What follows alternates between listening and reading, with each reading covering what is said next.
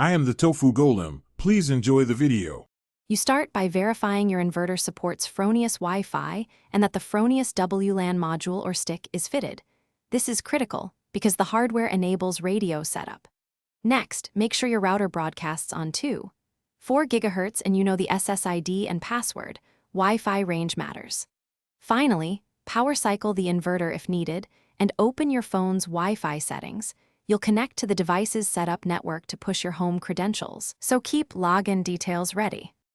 Once connected to the inverter's temporary SSID, open the Fronius setup page or Solar Web onboarding interface. You'll often be prompted for the admin password. Enter it to proceed. Then choose your household SSID.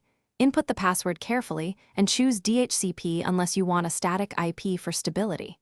After saving, watch the status indicator. Green or linked text confirms connection. If the inverter asks, update firmware now. Newer firmware fixes Wi-Fi reliability and improves cloud authentication. You finish by confirming the inverter reports Wi-Fi connected, and that's Solar Web or the inverter cloud shows successful sync. This verifies both local and remote links. Then log into Solar Web and add the inverter using its serial number or QR code so production data flows to your account. Make sure to record the assigned IP and any admin passwords.